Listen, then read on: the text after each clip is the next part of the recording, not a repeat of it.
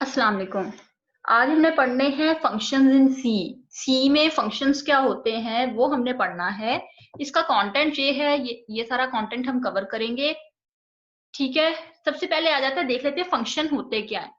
Function क्या है? Function एक piece of is a piece of code within a program which is written to perform a specific task. कोई एक खास काम, कोई एक स्पेसिफिक टास्क परफॉर्म करने के लिए फंक्शन का इस्तेमाल किया जाता है। ठीक है, it is independent of remaining code of program. Functions are building blocks of C program. अच्छा, मैं ना आपको बताती हूँ कि फंक्शन होते क्या है और ये इसके कुछ जो है ना खास टर्म्स हैं। उन टर्म्स को आपको ना इंट्रोड्यूस करवा देती हूँ। जी, फंक्शन ऐसे होता है कि आम आपने प्रोग्राम लिखा है। ये फॉर एग्जांपल आपका प्रोग्राम है, ये जो लाइनें हैं ये पीस ऑफ कोड है, ये स्ट्रक्चर्ड प्रोग्रामिंग लैंग्वेज है। ठीक है, ये आम प्रोग्राम लिखा हुआ है। अब हो सकता है कुछ set of statements bar bar bar bar repeat हो रही। ठीक है, आप इन सेट ऑफ स्टेटमेंट्स को फंक्शन का नाम दे सकते हैं और उस फंक्शन को आप यहाँ पे कहीं पे ये तीन स्टेटमेंट्स लिखी है ना, ये तीन स्टेटमेंट्स का एक फंक्शन बना दिया। ठीक है, ये अब एक अलग पीस ऑफ कोड होगा। इसका इस प्रोग्राम से कोई ताल्लुक नहीं है, ये एक अलग पीस ऑफ कोड है। आप इस प्रोग्राम में जो आपने प्रोग्राम लिखा है उसमें बजाय इसके, ये फॉर एग्जांपल मैं लिख देती हूँ फंक्शन 1, पहला फंक्शन है। ठीक है, इसी तरह कोई और फंक्शन 2, चलो फंक्शन 1 कर लेते हैं। ठीक है, जब आप प्रोग्राम लिखेंगे बजाय इसके कि उसके वो तीनों स्टेटमेंट्स लिखें, आप उन तीनों स्टेटमेंट्स की जगह पे लिख देंगे, एक लफ्ज यूज होता है कॉल का, कॉल फंक्शन 1, यानी फंक्शन 1 को कॉल कर लो दोबारा से, कॉल फंक्शन 1, क्योंकि फंक्शन 1 उसका नाम है। ठीक है, कॉल करने का मतलब है कि जहां पर आप किसी भी फंक्शन को कॉल करेंगे वो सेट ऑफ स्टेटमेंट्स उस जगह पे एग्जीक्यूट हो जाएगी। जब आपकी ऑब्जेक्ट फाइल बनेगी तो वो सेट ऑफ स्टेटमेंट्स उस जगह पे प्लेस हो जाएगी। ठीक है, ऑब्जेक्ट फाइल में उस जगह पे आ जाएगी। सही है, अब जैसे दो जगहों पे कॉल हुआ है, पहले सेम सेट ऑफ स्टेटमेंट्स जहां पे आ गई, सेम सेट ऑफ स्टेटमेंट्स यहां पे आ गई। आपको कोड थोड़ा लिखना पड़ा, आपने कोड एक ब्लॉक्स में लिख दिया, बिल्डिंग ब्लॉक्स, आपने ब्लॉक्स बना दिए, ब्लॉक्स ऑफ कोड बना दिया। ठीक है, इन ब्लॉक्स के अंदर जो कोड है ये स्ट्रक्चर्ड प्रोग्रामिंग ही है। प्रोग्राम्स के ये कोड जो है ये स्ट्रक्चर्ड प्रोग्रामिंग कोड लैंग्वेज ही यूज हुई है फंक्शन के अंदर। समझ आई इस बात की? अब आपने कौन से लफ्ज देखे? आपने एक लफ्ज देखा, एक टर्म देखी, कॉल, फंक्शन कॉल। ठीक है, ये हम चीज पढ़ेंगे फंक्शन को कैसे कॉल किया जाता है। ठीक है, अब एक टर्म और इसमें देख लें, फंक्शन की डेफिनेशन, फंक्शन को डिफाइन करना। ये आपने ये फंक्शन डेफिनेशन दी है, ये फंक्शन का नाम है, आपने फंक्शन को डिफाइन किया। ठीक है, एक फंक्शन डेफिनेशन का लफ्ज आ गया। अच्छा, एक और इसमें टर्म आएगी डेक्लेरेशन। डेक्लेरेशन क्या होता है कि स्मॉल पीस ऑफ कोड को, जो भी आपने फंक्शन को, मतलब आपने फंक्शन जो भी क्रिएट करना है उसको पहले डिक्लेयर कराना होगा। जिस तरह आप वेरिएबल्स डिक्लेयर कराते थे ना, क्या करते थे आप, ए को ए वेरिएबल कहीं पे भी यूज करना है तो शुरू में प्रोग्राम में सबसे ऊपर मेन फंक्शन में आप इंटीजर ए लिख देते थे, आप डिक्लेयर करा देते थे। इसी तरह आपने फंक्शन को भी इस्तेमाल करने से पहले डिक्लेयर करवाना होगा, वो भी एक टॉपिक करेंगे हम। ठीक है, यही दो चार टर्म्स हैं इसकी, फंक्शन डिफाइन करना, फंक्शन डिक्लेयर करना, और फिर उसके बाद आ जाता है फंक्शन कॉल करना। ठीक है, ये फंक्शंस देखेंगे हम। सही है, ठीक है। अब अगर आप दोबारा से इसको देखें तो आपको मजीद क्लियर होगा कि it is a piece of code. ठीक है, वो जो अलग अलग फंक्शन 1 के नाम से बनाया था वो एक अलग कोड होता है प्रोग्राम में, which is written to perform a specific task, जो खास काम के लिए इस्तेमाल किया जाता है। It is independent of remaining code. वो रिमेनिंग कोड जो था वो कौन सा कोड था? वो मेन फंक्शन का कोड था।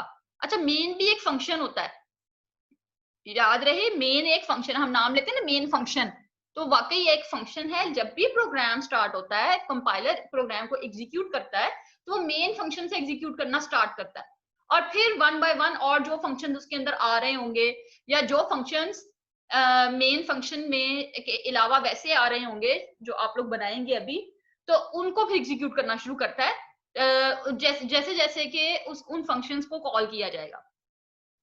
Functions are building blocks of C program. A program may contain many functions. बहुत सारे functions हो सकते हैं किसी भी program में, और C program में at least एक function होता है, और वो कौन सा होता है? Main function, जिसके अंदर आप सारा program लिखते हैं. Each function has a unique name. उसी तरह जिस तरह variable का एक unique name होगा, इसी तरह function का एक unique name होगा. आप function 1 के नाम से, ये नहीं हो सकता कि आप function 1 और function के नाम से दो functions बना दें, फिर यूनिकनेस नहीं रहेगी. ताकि आप आइडेंटिफाई कर सकें फंक्शंस को, इसलिए हर फंक्शन का एक यूनिक नेम होगा, और मेन किसी फंक्शन का नाम नहीं रख सकते आप, क्योंकि मेन एक ऑलरेडी फंक्शन मौजूद है. Called for executing with the reference to its name. आपने जब भी फंक्शन को कॉल करना है तो आपने उसके नाम से उसको कॉल करना है. जैसे अभी फंक्शन 1 है तो आप फंक्शन 1 को कॉल कैसे करेंगे? फंक्शन fun1 के नाम से.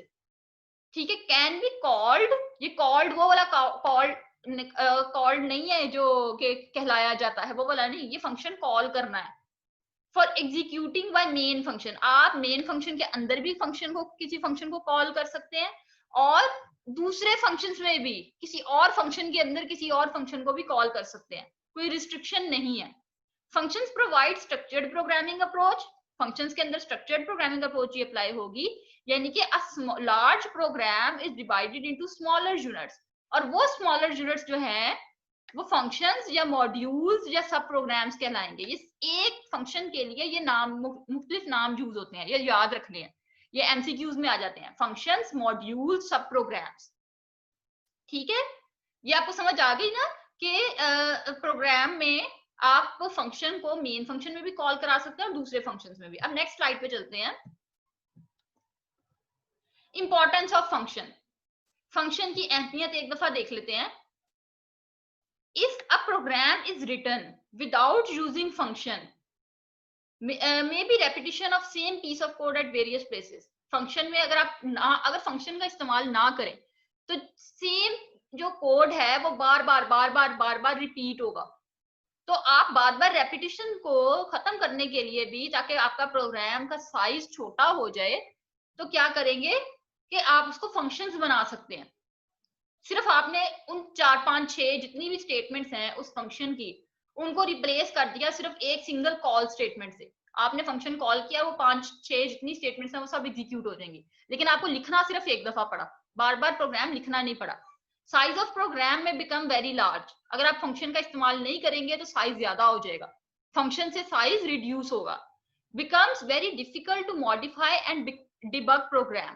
प्रोग्राम को अगर बहुत लंबा चौड़ा कोड होगा, आपका कोड अगर आ गया पता नहीं कोई 10, 12, 15 सफों पे आ गया, या कई दफा सैकड़ों सफों पे भी चला जाता है, तो उसको अगर मॉडिफाई करना है, कोई एक छोटी सी चीज चेंज करनी हो, अपडेट करनी हो, वो बहुत मुश्किल हो जाएगा. या डिबग यानी कोई एरर आ जाए, उस एरर को फाइंड आउट करना और रिमूव करना बहुत मुश्किल हो सकता है. ठीक है. Using function a program can be divided into different units. आपने मुख्तलिफ यूनिट्स में प्रोग्राम को डिवाइड कर दिया. ये आपका फंक्शन 1, ये फंक्शन 2, छोटे छोटे फंक्शंस हैं, और ये आपका मेन फंक्शन जिनके अंदर आप इनको कॉल कर सकते हैं. ठीक है. इन फंक्शंस को, और इन फंक्शंस को मेन में भी कॉल किया जा सकता है, और आपस में एक दूसरे के अंदर भी कॉल किया जा सकता है. जहां पे कॉल करेंगे, जिस फंक्शन को करेंगे, वो फंक्शन वहां पे एग्जीक्यूट होगा. ठीक है. Each unit can be manage easily. Her unit को इजीली मैनेज किया जा सकता है, बजाय इसके कि आप इतने सारे यूनिट्स इकट्ठे एक जगह मर्ज हुए हो, तो फिर उसको मैनेज करना थोड़ा मुश्किल हो सकता है. A piece of code for each unit is written as a function. हर यूनिट को एक फंक्शन का नाम दे दिया गया, और इसको प्रोग्राम में सिर्फ एक दफा लिखा जाएगा. Is written only once. बार बार नहीं लिखा जाएगा. एज अ फंक्शन एक ही दफा उसको लिखा जाएगा. हाँ, उसको कॉल बार बार किया जा सकता है from multiple places in a program to perform a particular task. उसको मेन फंक्शन में एक दफा कॉल किया, मेन फंक्शन में हमने अभी जो हम एग्जांपल छोटी सी लेके चल रहे हैं, दूसरी दफा कॉल किया. ठीक है. एक फंक्शन में दूसरे फंक्शन में यहाँ पे एक और कॉल हो गया, कॉल फंक्शन 1. 3 दफा कॉल कर लिया, मल्टीपल जगहों पे और मल्टीपल प्लेसेस पे, जितनी मर्जी दफा कॉल करें, लेकिन प्रोग्राम को जो ये फंक्शन है इसको लिखेंगे सिर्फ एक दफा ही. Size of program is reduced and program can easily be debugged and modified. अब नेक्स्ट स्लाइड पे आ जाते हैं. फंक्शन के एडवांटेजेस या बेनिफिट्स. सबसे पहले, it is easy to write a program. ठीक है. Problem becomes easier. अगर किसी भी प्रॉब्लम को आप छोटे छोटे टुकड़ों में आप प्रॉब्लम को डिवाइड कर दें और फिर उन स्मॉलर टास्क को, छोटे छोटे टुकड़ों को सॉल्व करने की कोशिश करें तो वो ज्यादा आसानी से सॉल्व हो जाते हैं। ठीक है, writing a large program becomes easier if it is divided into smaller parts. Each part is called a function. हर पार्ट को हम इसमें फंक्शन बोलेंगे, जो हमने छोटे छोटे हिस्सों में प्रोग्राम को डिवाइड किया है। अच्छा, नेक्स्ट एडवांटेज है easy to understand and modify the program. जब आप बड़े सारे प्रोग्राम को छोटे छोटे प्रोग्रामों में डिवाइड कर लेंगे तो complexity of a program is reduced. Program की जो पेचीदगी है, कॉम्प्लेक्सिटी है, वो रिड्यूस हो जाएगी। It makes easier to understand the logic of program. आप प्रोग्राम की लॉजिक भी इजीली समझ सकते हैं। Also easy to make changes and detect errors in program. तो आप इजीली एरर्स भी डिटेक्ट कर सकते हैं और मॉडिफिकेशन भी कर सकते हैं, यानी चेंजेस भी ला सकते हैं प्रोग्राम में। नेक्स्ट एडवांटेज आता है eliminate duplicate code. Duplicate code कैसे आएगा कि सेम स्टेटमेंट्स जो बार बार रिपीट हो रही हैं उनको अगर आप फंक्शंस में बना के लिखेंगे तो वो statement, these statements were written only once, एक दफा सिर्फ उनको लिखा जाएगा as a function. Function is called for executing with the reference to its name. जब आपने उस फंक्शन को एग्जीक्यूट कराना है तो उसको कॉल करेंगे। ठीक है, जहां भी कॉल करेंगे, किधर कैसे करेंगे, with reference to its name, उसके नाम से, जो आपने नाम रखा होगा, जिस नाम के साथ उस फंक्शन को डिफाइन किया होगा, उस फंक्शन को आप कॉल करेंगे for execution. Same piece of code doesn't have to be rewritten at multiple places to perform the same task। अगर सेम काम करना है तो वो बार बार कोड लिखने की जरूरत नहीं है, उसका एक फंक्शन बना दें और उस फंक्शन को बार बार जगह जगह सिर्फ सिंगल स्टेटमेंट से कॉल करते जाएं। ये इससे प्रोग्राम का साइज भी रिड्यूस होगा। नेक्स्ट आ जाता है रीयूजेबिलिटी। रीयूजेबिलिटी और ये डुप्लीकेट, एलिमिनेट मिलती जुलती चीजें हैं, बस टर्म्स थोड़ी सी चेंज है।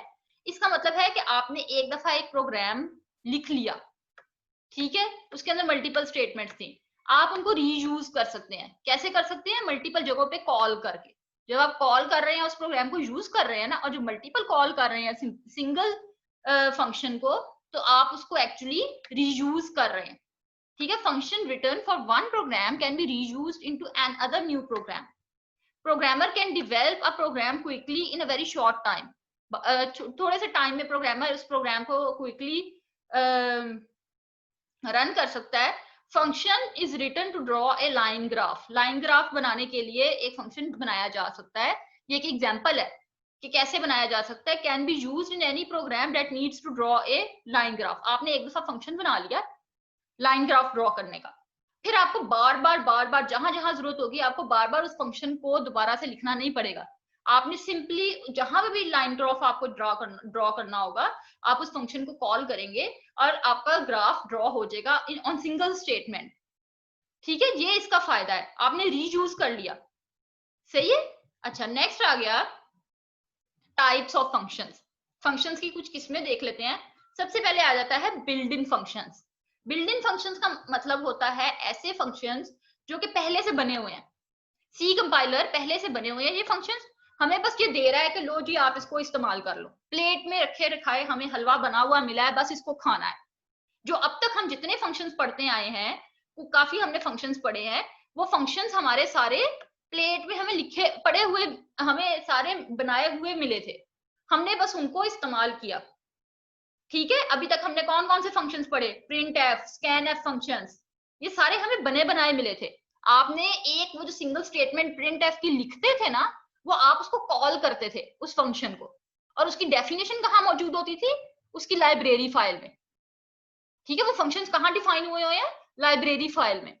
जैसे मैं आपको बार बार कहती थी कि आपने प्रिंट एफ और स्कैन एफ, ये दोनों फंक्शंस जो हैं जब भी इस्तेमाल करने हैं आपने stdio.h की लाइब्रेरी फाइल लाजमी इंक्लूड करनी है। नहीं करेंगे तो एरर आ जाएगा। वजह क्या थी? ये दो फंक्शंस थे, बिल्ट इन फंक्शंस थे सी के।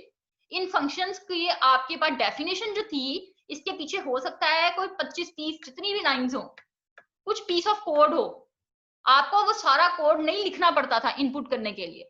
आपने सिंपली एक scanf का फंक्शन लिखा, तो उस scanf के फंक्शन की डेफिनेशन जो थी वो stdio.h लाइब्रेरी फाइल में थी, वहां से खुद ही कंपाइलर उठा लेता था उसकी डेफिनेशन, और वो उसके अकॉर्डिंग टास्क परफॉर्म कर देता था।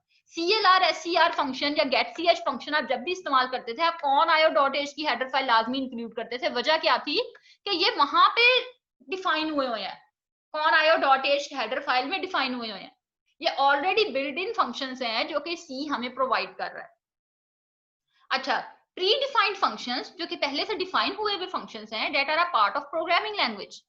किसी भी, जरूरी नहीं सी लैंग्वेज में बिल्ड इन फंक्शंस, आप कोई भी प्रोग्रामिंग लैंग्वेज में जो फंक्शंस करेंगे तो उसके अंदर दो तरह के फंक्शंस होते हैं, बिल्ड इन और यूजर डिफाइंड फंक्शंस।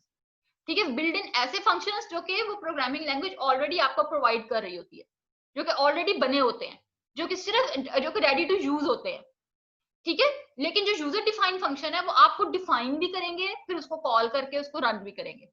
अच्छा, ये कहाँ पे डिफाइन हुए होते हैं? लाइब्रेरी फंक्शंस भी बोलते हैं इनको। ठीक है, लाइब्रेरी फाइल्स में होते हैं, लाइब्रेरी में डिफाइन हुए होते हैं। It can be use for different purposes, make the programmer job easier to design the program. Programmer की वाकई जॉब आसान कर देता है। अगर आपको प्रिंट एफ का वो एक सिंगल स्टेटमेंट समझने में इतना प्रॉब्लम हो रहा था है, उसमें आप लोगों की इतनी समझने में दिमाग खोल के समझना पड़ा था, इतनी गलतियां कर रहे थे, इतनी मिस्टेक्स कर रहे थे, अगर आप लोग वो एक स्टेटमेंट आपको याद ना करनी पड़ती, बल्कि उसके बदले में आपको कोई 25, 30, 40 स्टेटमेंट्स याद करनी पड़ती, क्या आप कर लेते? हरगिज नहीं। फिर तो ये सी प्रोग्राम जो है ये बहुत ही कोई एक्सपर्ट्स इस्तेमाल कर रहे होते। ठीक है, तो इसलिए इस प्रोग्राम को आसान किसने कर दिया? हमारे पास जॉब के प्रोग्रामर्स जॉब बहुत आसान कर दी फंक्शंस ने। Program development time is also reduced. जाहिर है, प्रोग्राम जो जहां आपने जिस टाइम में 40-50 आपने स्टेटमेंट्स लिखनी है, उसकी बजाय अगर आप आपने जो कॉल स्टेटमेंट लिखेंगे, सिंगल स्टेटमेंट लिखने में कितना टाइम लग जाएगा? थोड़ा लगेगा ना। ठीक है, a large number of building functions जो कि सी प्रोवाइड करता है, that are declared in header files. जैसे अभी बात हुई कि printf और scanf फंक्शंस stdio में डिक्लेयर हुए हैं, जबकि clr फंक्शन कौन आयो हेडर फाइल में डिक्लेयर हुआ है? सी लैंग्वेज है the large number of header files, बहुत सारी हेडर फाइल्स हैं, सिर्फ stdio या कौन आयो नहीं है। आप आगे भी पढ़ेंगे फाइल हैंडलिंग में, वो कुछ अलग उसकी हेडर फाइल्स हैं। इसके अलावा अगर आपने मैथ के फंक्शंस परफॉर्म करने हैं तो maths.h है, और भी कई हैं। लेकिन हमारे यहाँ पे इस ग्राफिक्स का अगर करना है तो उसकी अलग हेडर फाइल्स हैं, आप अभी ग्राफिक्स का काम नहीं कर रहे इसके ऊपर। ठीक है, तो ये मुख्तलिफ जो हेडर फाइल्स हैं वो मुख्तलिफ फंक्शन, उसके अंदर मुख्तलिफ टाइप के फंक्शंस डिफाइन हुए हैं। अच्छा, नेक्स्ट आता है each header file has information of related functions. ठीक है, यानी हर फंक्शन की इंफॉर्मेशन यानी डेफिनेशन जो है वो हर हेडर फाइल में मौजूद है, अपनी अपनी हेडर फाइल्स में। अब नेक्स्ट फंक्शन आ जाता है जो कि जिसके लिए ये चैप्टर बनाया गया है, वो फंक्शन है यूजर डिफाइंड फंक्शन। जो ऐसा फंक्शन जो कि पहले से डिफाइन नहीं हुआ हुआ, अब आपको पकी पकाई खीर नहीं मिल रही, अब आपने खुद से खीर पकानी है और फिर उसको खानी भी है। ठीक है, तो ये क्या है? वो फंक्शंस जो आप खुद बनाएंगे, that are written by a user और प्रोग्रामर, जो प्रोग्रामर बनाएगा फंक्शंस खुद से। अच्छा, जो बिल्ड इन फंक्शंस है ना, वो कंपाइलर के साथ आते हैं। जिसने कंपाइलर बनाया होता है ना, वो ही उसी ने वो फंक्शंस भी बनाए होते हैं। लेकिन उस कंपाइलर को जो यूज करता है, जैसे आपका कंपाइलर कौन सा? टर्बो सी के साथ आपको printf, scanf और ये बिल्ड इन फंक्शंस मिले हैं। लेकिन अगर आप कंपाइलर को यूज करते हैं, आप फिर कंपाइलर के यूजर हुए ना, या प्रोग्रामर हैं जो जो आप उसके अंदर प्रोग्राम्स कोड कर रहे हैं, वो जो अपने फंक्शंस बनाएंगे उसको यूजर डिफाइंड फंक्शन कहेंगे। ठीक है, अच्छा, अब यूजर का ना थोड़ा सा इधर कॉन्टेक्स्ट डिफरेंट है। अब जरा ये गौर करें, अब ये वो वाला यूजर नहीं है कि आपके बनाया हुआ प्रोग्राम जो यूज करेगा, ये वो प्रोग्राम जो यूजर है, ये प्रोग्रामर ही है जो कि किस प्रोग्राम को यूज कर रहा है? कंपाइलर को। अच्छा, प्रोग्रामर डिफाइंड फंक्शंस भी इसको बोलते हैं और यूजर डिफाइंड फंक्शन भी बोलते हैं। User defined function is written to perform a specific task.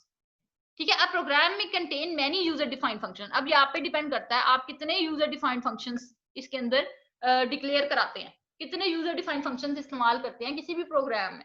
It's up to you, आप जितने मर्जी कर सकते हैं, इसमें कोई लिमिट नहीं है। Parts of user defined function की कुछ पार्ट्स हैं, ये हमने पढ़ने हैं इस चैप्टर में, ये आगे हम पढ़ेंगे। एक है फंक्शन डेक्लेरेशन, या इसको प्रोटोटाइप भी बोलते हैं, फंक्शन प्रोटोटाइप। ये वही बात है जिस तरह हम वेरिएबल को यूज करने से पहले डिक्लेयर करवाते हैं, अपने कंपाइलर को बताते हैं कि भाई हमारा एक वेरिएबल आने वाला है, तुमने उसको पहचान जाना है, उसको मेमोरी में जगह दे देनी है।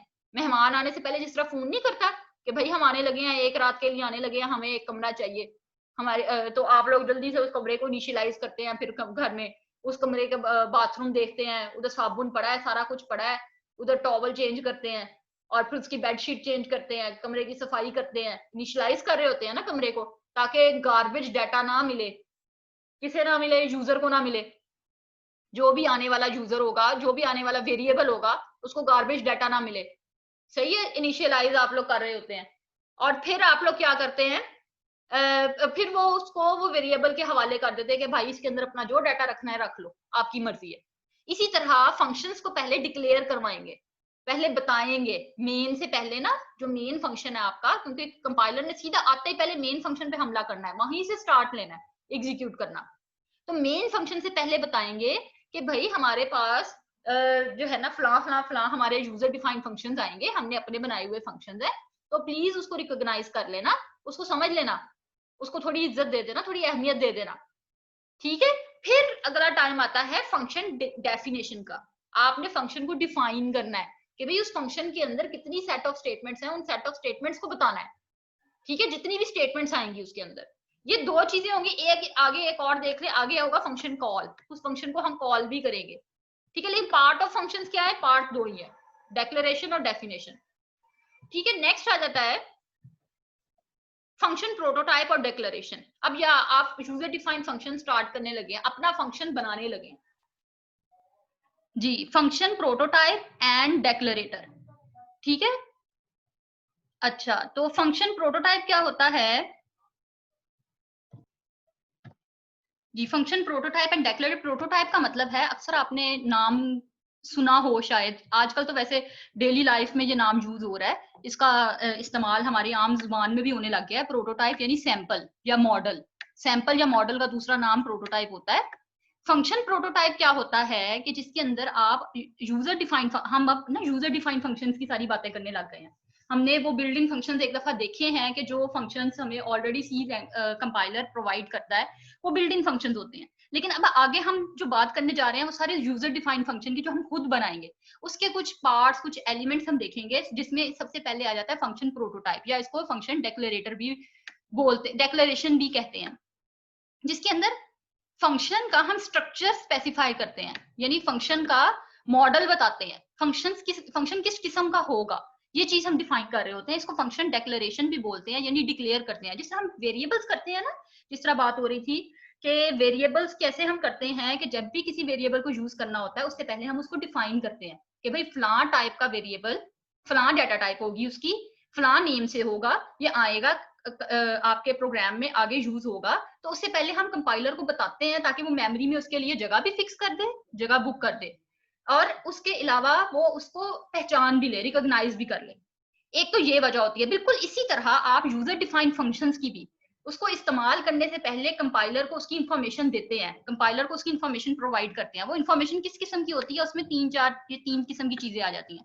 एक तो फंक्शन का नाम आ जाता है, ठीक है, किस नाम से फंक्शन आएगा आपने वो बताना है। फिर उसकी डाटा टाइप बतानी है कि कौन सी डाटा टाइप फंक्शन रिटर्न करेगा, फंक्शन जो भी चीज रिटर्न करेगा उसकी डाटा टाइप क्या होगी, और वो फंक्शन कौन से पैरामीटर्स लेगा, number and types of parameter, कितने पैरामीटर्स लेगा, और वो कौन सी डाटा टाइप के पैरामीटर्स होंगे। पैरामीटर यानी इधर वेरिएबल की ही बात हो रही है, यानी कि फंक्शन क्या एक्सेप्ट कर रहा है, किसके ऊपर जो है ना वो आगे जो भी ऑपरेशन परफॉर्म कर रहा है, वो पैरामीटर्स कहलाएंगे। इनके बारे में हम डिटेल में आगे पढ़ेंगे। ठीक है, इसका जनरल सिंटेक्स क्या है, रिटर्न डाटा टाइप, कौन सा रिटर्न कर रहा है, फंक्शन का नाम और पैरामीटर लिस्ट। अब आप गौर करें, हम एक फंक्शन जो अब तक पढ़ के आ चुके हुए हैं उसी को गौर करते हैं। हमने मेन फंक्शन पढ़ा था, हम कैसे लिखते थे, जो हमने मेन फंक्शन में शुरू में किया था, वॉइड। ठीक है, वॉइड का मतलब है कोई डाटा टाइप इसकी रिटर्न नहीं कर रहा। ठीक है, मेन का मतलब है मेन फंक्शन का नाम है, फंक्शन नेम है, और ब्रैकेट के अंदर हम दोबारा से वॉइड लिख देते थे या कुछ भी नहीं लिखते थे। उस वॉइड का मतलब है कि कोई पैरामीटर एक्सेप्ट नहीं कर रहा मेन फंक्शन। ठीक है, तो इसमें क्या हुआ, ये जो वॉइड है ये रिटर्न टाइप है, मेन जो है फंक्शन का नाम है, और इसके अंदर जो वॉइड है वो है लिस्ट ऑफ पैरामीटर्स या पैरामीटर लिस्ट, जो कि फिलहाल कुछ नहीं थी, मेन में हम कुछ नहीं इनपुट कर रहे थे, तो यहाँ पे वॉइड आ जाता था। So, ये function can be declared before main function और इनसाइड इट। जो यूजर डिफाइंड फंक्शन है उसको आप मेन फंक्शन से पहले, जब आप हेडर फाइल लिखते हैं ना, उस हेडर फाइल के बाद भी आप उसको डिक्लेयर कर सकते हैं, और मेन फंक्शन के अंदर भी डिक्लेयर कर सकते हैं। सही है, लेकिन जरूरी है कि आपने फंक्शन को डिक्लेयर पहले करना है। जिस तरह आप फंक्शंस को, एक मिनट जी, जहां आपने फंक्शंस का इस्तेमाल करना है उससे पहले आपने उस फंक्शन को डिक्लेयर करवाना है, जिस तरह वेरिएबल्स को करवाते हैं, ठीक है। लेकिन एक आगे आएगा जो अभी हम आगे पढ़ेंगे, फंक्शन डेफिनेशन। फंक्शन डेफिनेशन का मतलब है उस फंक्शन को डिफाइन करना कि उसके अंदर कौन कौन सी स्टेटमेंट्स आ रही हैं, कौन सी सेट ऑफ स्टेटमेंट्स हैं जो कि वो फंक्शन परफॉर्म करेगा। अगर आप फंक्शन डेफिनेशन मेन फंक्शन से पहले दे रहे हैं तो फिर उसमें फंक्शन डेक्लेरेशन की जरूरत नहीं होती। फंक्शन बेशक डिक्लेयर ना करें, ये ऑप्शनल होता है उस केस में। लेकिन अगर आप किसी फंक्शन की डेफिनेशन मेन फंक्शन के बाद दे रहे हैं और उस वक्त आपको डेक्लेरेशन करना जरूरी है, अगर आप नहीं करेंगे तो एरर आ जाएगा, ठीक है। अच्छा आगे देख लेते हैं, ये कुछ एग्जांपल्स हैं, ठीक है। एग्जांपल देख लेते हैं। अच्छा एक छोटा सा प्रोग्राम आगे करेंगे, आपको उसमें ये बात जो भी मैंने कही है ना डेफिनेशन और डेक्लेरेशन वाली, आपको क्लियर हो जाएगी। पहले एग्जांपल देख लें कि फंक्शन प्रोटोटाइप या फंक्शन डेक्लेरेशन को लिखना कैसे है। जैसे ये 3 एग्जांपल्स हैं। पहली एग्जांपल देखें, इसमें पावर जो है ये फंक्शन का नाम है। ये इंटीजर का मतलब है कि जो भी फंक्शन रिटर्न करेगा उसकी डाटा टाइप इंटीजर होगी। और इसका मतलब है कि ये फंक्शन 2 तरह के पैरामीटर्स ले रहा है, एक ही डाटा टाइप डबल है, एक ही इंटीजर है, ठीक है। 2 पैरामीटर्स ये ले रहा है, एक तो नंबर ऑफ पैरामीटर्स भी आ गए और उनकी डाटा टाइप्स भी आ गए। पहला पैरामीटर जो है वो डबल डाटा टाइप का होगा और दूसरा इंटीजर का होगा, और उसके आगे एंड में सेमी कॉलन लगाना लाजमी है। ये डाटा फंक्शन डेक्लेरेशन का में जरूरी है, आगे सेमी कॉलन जरूर लगाना है, ठीक है। नेक्स्ट आ जाता है अगला फंक्शन, अगर आप देखें इसमें फ्लोट टेम्पलेट, ये टेम्प जो है फंक्शन का नाम है।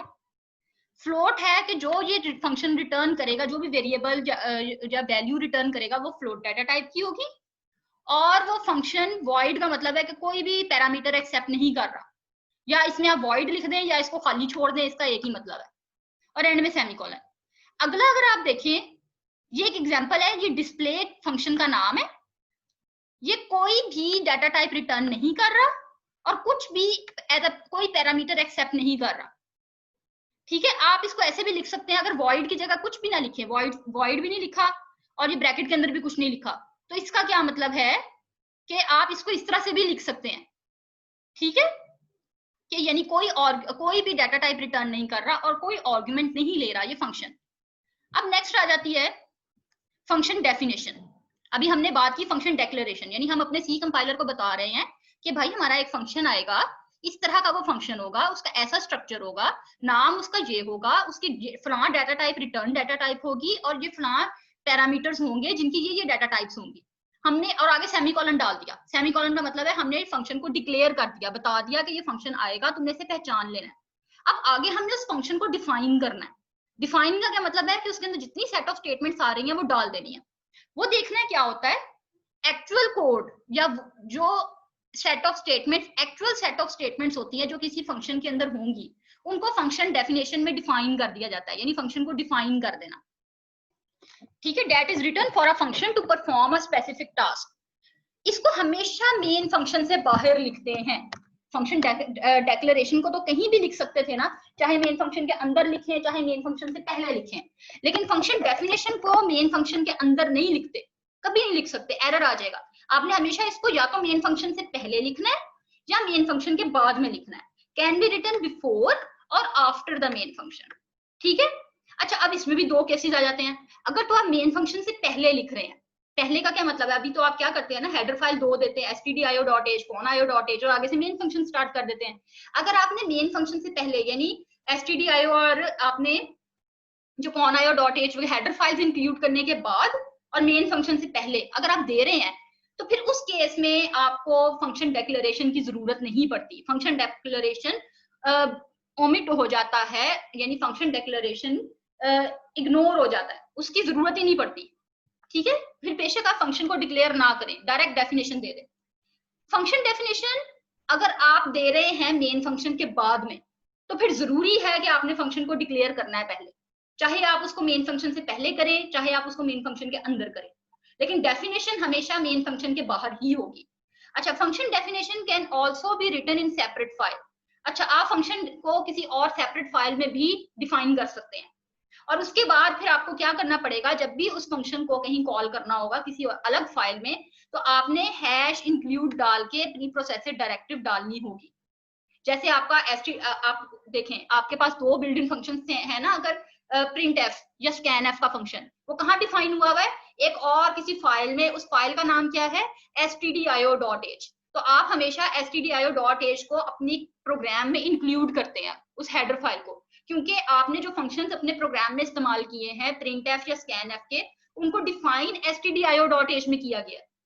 ठीक है, बिल्कुल इसी तरह अगर आप अपने यूजर डिफाइन फंक्शन को किसी और हेडर, किसी और सेपरेट फाइल के अंदर डिफाइन कर देते हैं, तो आपको उस फाइल को अपने प्रोग्राम में इंक्लूड करना जरूरी है।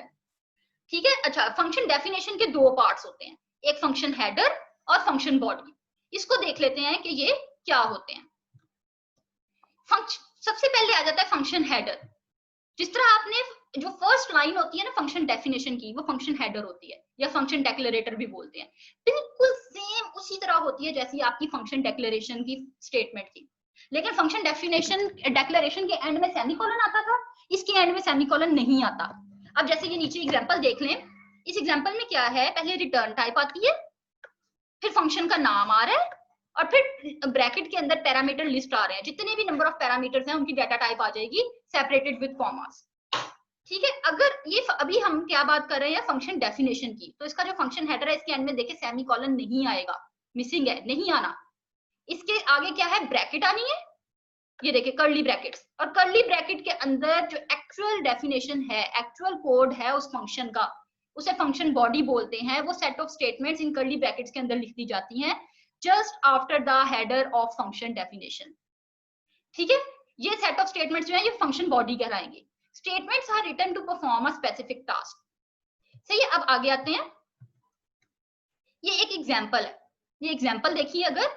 अच्छा, अब ये जो कोड है ना फंक्शन डेफिनेशन का, अगर तो आप ये सारा का सारा कोड मेन फंक्शन से पहले लिखते हैं तो फंक्शन डेक्लेरेशन की जरूरत नहीं है। अगर आप ये मेन फंक्शन के बाद लिखते हैं तो आपको मेन फंक्शन से पहले या मेन फंक्शन के अंदर मेन फंक्शन डिक्लेयर करना होगा। और डिक्लेयर करने का क्या तरीका है, फंक्शन को डिक्लेयर करने का तरीका क्या है, आपने ये फंक्शन हेडर वाला जो है ना, ये वाली स्टेटमेंट लेनी है, as it is copy paste करनी है, एंड में सेमीकोलन डाल के आपने इस्तेमाल कर लेनी है। ये फंक्शन डेक्लेरेशन का स्टेटमेंट हो गई।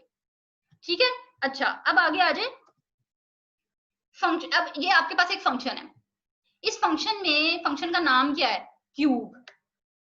ठीक है, ये कौन सी डाटा टाइप रिटर्न कर रहा है, जो आंसर रिटर्न करेगा वो इंटीजर डाटा टाइप का होगा। ये एक ही इंटीजर ले रहा है, इंटीजर और आगे n। सही है, इंटीजर n का क्या मतलब है, n वेरिएबल होगा जो कि इंटीजर टाइप का होगा। अच्छा, ये फर्क भी देख लें, डाटा डिक्लेरेशन में सिर्फ हम डाटा टाइप देते थे नंबर ऑफ पैरामीटर्स की, इसके अंदर हमने आगे पैरामीटर का नाम भी दे दिया। सही है, अच्छा, अब ये एक्चुअल कोड है, ये एक्चुअल कोड क्या कर रहा है, किसी भी नंबर जो कि n नंबर होगा उसका क्यूब ले रहा है। क्यूब कैसे लेते हैं किसी भी नंबर का, फॉर एग्जांपल n क्यूब है, किसी भी नंबर का क्यूब लेना हो क्या करते हैं, n multiply by n multiply by n, 3 दफा उस नंबर को मल्टीप्लाई कर दें तो क्यूब ले लिया जाता है। ऐसे ही होता है ना, ये तो मैथ है, सिंपल मैथ है। इसी तरह हमने किया, हमने n मल्टीप्लाई n इसको लेके एक नया वेरिएबल इंटीजर टाइप का ले लिया और रिजल्ट उस रिजल्ट वेरिएबल में रखवा दिया, res वेरिएबल, ये res को डिक्लेयर करा दिया और उस res को रिटर्न करा दिया। रिटर्न क्या होगा, ये फंक्शन अब रिटर्न कर रहा है n का क्यूब। ठीक है, अच्छा, ये बॉडी ऑफ फंक्शन बॉडी थी, ये फंक्शन हेडर है। Main function is also a function that contains main body of a program. ठीक है, it is similar to function definition of user defined function. Main function जो है ना वो भी फंक्शन यूजर डिफाइंड फंक्शन के function definition की तरह का ही होता है। आगे आ जाते हैं, डिफरेंस देख लेते हैं फंक्शन डेफिनेशन और फंक्शन डेक्लेरेशन का। फंक्शन डेफिनेशन होती है, इसके अंदर वो सेट ऑफ स्टेटमेंट्स आ जाती हैं that is written to perform a particular task. जबकि फंक्शन डेक्लेरेशन में क्या है, एक सिंगल स्टेटमेंट होती है, इसके अंदर आगे डिफाइन नहीं किया जाता, सिंगल स्टेटमेंट होती है that specifies name of function, it's parameter, उस फंक्शन का नाम आ जाता है, सारे पैरामीटर्स की डाटा टाइप्स आ जाती हैं कि कितने नंबर ऑफ पैरामीटर्स इस्तेमाल होंगे और उनकी डाटा टाइप्स क्या होंगी, और रिटर्न डाटा टाइप आ जाती है फंक्शन की। ठीक है, ये फंक्शन डेक्लेरेशन की एक स्टेटमेंट में ये कुछ आ जाता है। फंक्शन डेफिनेशन क्या होती है, function definition must be defined before और after main function. Main function से या पहले डिफाइन कर दो या बाद में कर दो, मेन फंक्शन के अंदर नहीं कर सकते। लेकिन फंक्शन डेक्लेरेशन ये ऑप्शनल है, अगर तो आप मेन फंक्शन से पहले कोई फंक्शन डिफाइन कर रहे हैं, तो आपको कोई जरूरत नहीं है फंक्शन डेक्लेरेशन देने की। अच्छा, अगर आप इसको मेन फंक्शन के बाद फंक्शन को डिफाइन कर रहे हैं तो आपको जरूरत है, लाजमी आपको फंक्शन को डिक्लेयर करना पड़ेगा। फिर आपके पास दो ऑप्शन हैं, या तो आप इसको मेन फंक्शन से पहले डिक्लेयर कर दें या मेन फंक्शन के अंदर डिक्लेयर कर दें। अच्छा, फिर आ जाती है function definition cannot be written inside main function. Main function के अंदर फंक्शन को डिफाइन नहीं कर सकते, लेकिन फंक्शन डेक्लेरेशन मेन फंक्शन के अंदर हो सकता है। नेक्स्ट आ जाता है फंक्शन कॉल। फंक्शन कॉल क्या होता है? Process to execute a function to perform a specific task. कोई खास टास्क परफॉर्म करने के लिए आप जो फंक्शन को एग्जीक्यूट करते हैं उसे फंक्शन कॉल करना बोलते हैं। फंक्शन को हमेशा उसके नाम से, with reference to its name, उसके नाम से कॉल किया जाता है। इफ फंक्शन हैज पैरामीटर्स, अगर फंक्शन के पैरामीटर्स हैं तो actual values in form of variables और कांस्टेंट्स, जो एक्चुअल वैल्यू जिसके अंदर वो फंक्शन परफॉर्म होना है वो आप ब्रैकेट के अंदर कॉल करते हुए दे देते हैं। जैसे फॉर एग्जांपल हमने एक क्यूब की बात की, एक क्यूब फंक्शन था, ठीक है। फंक्शन को डिफाइन जैसे किया गया था, इंटीजर क्यूब और ब्रैकेट के अंदर इंटीजर n। तो आपने जब इसको कॉल करना है ना, तो कैसे कॉल करेंगे? फंक्शन का नाम दिया, वो है क्यूब, ठीक है, और ब्रैकेट के अंदर n की वैल्यू देनी है। किसका क्यूब लेना है आपने? आपने 3 का अगर क्यूब लेना है तो 3 देंगे, या कोई वेरिएबल का क्यूब लेना है तो वेरिएबल, यानी फॉर एग्जांपल a दे देंगे, यानी a वेरिएबल का क्यूब ले लेगा। वो a के अंदर जो भी वेरिएबल, इस वेरिएबल के अंदर जो भी वैल्यू होगी उसका क्यूब ले लेगा, ठीक है। यानी आपने एक्चुअल वैल्यू किसके अंदर देनी है? ब्रैकेट कॉल करते हुए देनी है, सही है। If a function has no parameter, अगर फंक्शन का पैरामीटर नहीं है तो पैरेंथेसिस को ब्लैंक छोड़ देंगे। और अगर कोई function return data type return कर रहा है, कुछ रिटर्न कर रहा है, तो क्या होगा? तो उसको it can be called in an arithmetic expression, किसी भी एक्सप्रेशन के अंदर दे सकते हैं। For example x is equal two cube of a, एक एक्सप्रेशन बना दी ना आपने, या x is equal two cube of a plus 2, ये एक एक्सप्रेशन बन गई। आप एक्सप्रेशन के अंदर भी दे सकते हैं या डायरेक्टली किसी फंक्शन के अंदर भी दे सकते हैं। जैसे आप प्रिंट एफ के अंदर इधर ब्रैकेट में क्यूब ऑफ a लिख दें यहाँ पे, ठीक है।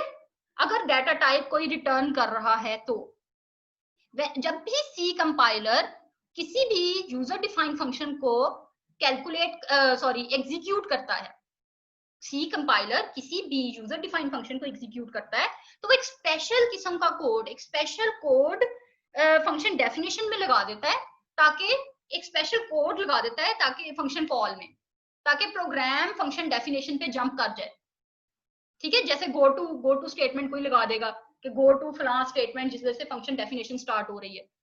ये कौन करेगा? कंपाइलर। ये नजर नहीं आएगा। ये जब आप ऑब्जेक्ट फाइल बनाएंगे ना, आप अपनी फाइल को जो सोर्स कोड जो भी लिखेंगे उसकी जब ऑब्जेक्ट फाइल बनाएंगे, उसको 0.01 वाली फॉर्म में बनाएंगे, बाइनरी कोड में कन्वर्जन होगी, तो उस केस में ये स्पेशल कोड ऑटोमेटिकली इंसर्ट हो जाएगा। When function is called for execution, तो कंट्रोल ऑटोमेटिकली कहां ट्रांसफर हो जाएगा? फंक्शन डेफिनेशन पे। जब भी फंक्शन को कॉल किया जाएगा तो फंक्शन डेफिनेशन पे कंट्रोल ट्रांसफर हो जाएगा और उसकी स्टेटमेंट्स एग्जीक्यूट हो जाएंगी। After executing function statements, control transfer back to calling function. वो स्टेटमेंट एग्जीक्यूट करने के बाद वापस कॉल फंक्शन पे कंट्रोल वापस आ जाएगा। एंड फंक्शन दैट, एक function that calls another function, तो उसे क्या कहेंगे? Calling function. अच्छा, ये आगे इसकी थोड़ी सी एक एग्जांपल देख लेते हैं।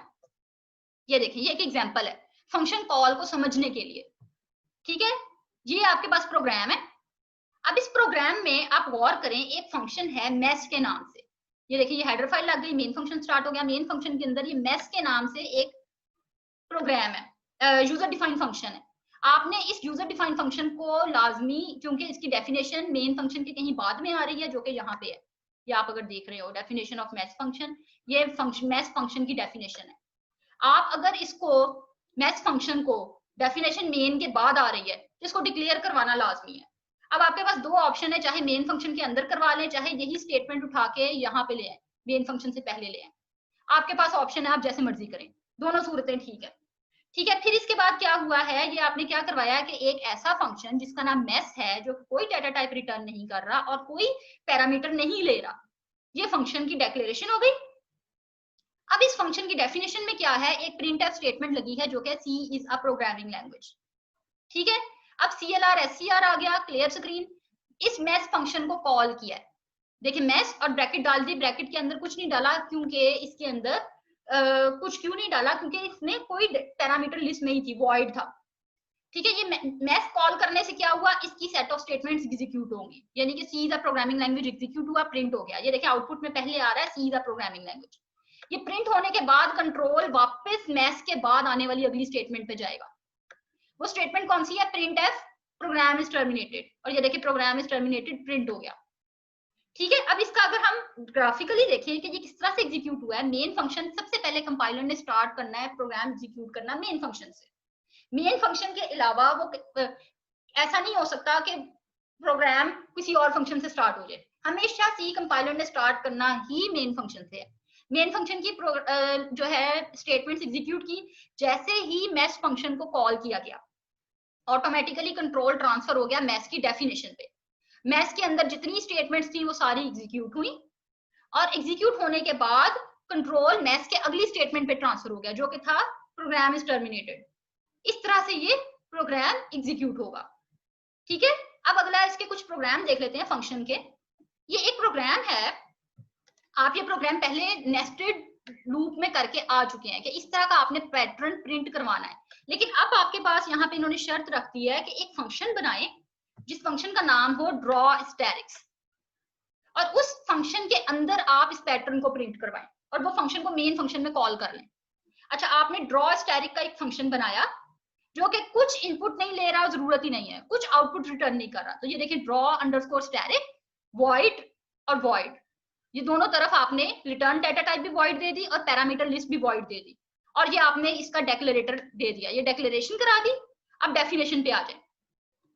डेफिनेशन में आपने क्या किया, अब ये गौर करें कितनी है, 1 2 कितनी रोज है, 1 2 3 4 5 रोज है, सही है, और कॉलम कितने हैं, 1 2 3 4 5 6 7 8 9 कॉलम्स है, सही है। तो आपने कोड कहां से कहां तक चलाना है। अच्छा, ये देखिए इसका पैटर्न भी कुछ इस तरह से है, कुछ ऐसे है पैटर्न, सही है। तो अब आपने क्या करना है कि आपने ये देखिए यहाँ पे इन्होंने 9 से 1 तक कोड चलाया, क्योंकि कितनी है 1 2 9 है, ये 9 कॉलम्स है, 9 से 1 तक चलाया, लेकिन गौर करें ये रोज कितनी है, 1 2 3 4 5, इसने बीच में 2 2 का इंक्रीमेंट दे दिया, डिक्रीमेंट दिया, सॉरी 9 से 1 तक आ रहे हैं ना, तो 2 2 का डिक्रीमेंट दिया। ठीक है, ये देखिए 9 से 1 तक कोड चलाया, 2 का डिक्रीमेंट दे दिया, u minus is equal to 2, और अंदर वाला कहां से कहां तक चलेगा, 1 से लेके u तक, सही है। और इसके अंदर आपने प्रिंट कर दिया स्टैटिक। अब ये सारा कोड आपने कहां पे किया है, आपने किया है ड्रॉ स्टैटिक के फंक्शन में डिफाइन किया है, और फिर यहाँ पे ड्रॉ स्टैटिक का फंक्शन मेन फंक्शन के अंदर कॉल कर लिया, जिससे क्या होगा, जब भी ड्रॉ स्टैटिक का फंक्शन कॉल होगा ये वाला सारा का सारा कोड एग्जीक्यूट हो जाएगा। ठीक है, बिल्कुल सेम इसी तरह। अब ये अगला कोड अगर आप देखें, ये कह रहा है two functions that call two functions, दो फंक्शंस आप बनाएं और उसको कॉल करें, पहला है ड्रॉ हॉरिजॉन्टल और दूसरा है ड्रॉ वर्टिकल, और ऐसा पैटर्न आपने प्रिंट करना है। हॉरिजॉन्टल में क्या है कि ये इस तरह स्टैटिक, ये स्टैटिक सारे प्रिंट हो जाएंगे, और वर्टिकल में क्या है, पहले एक स्टैटिक प्रिंट होगा और ये इतनी स्पेसेस के बाद दूसरा स्टैटिक प्रिंट होगा। दो फंक्शंस बना लेते हैं, पहले ड्रॉ वर्टिकल का फंक्शन बनाते हैं।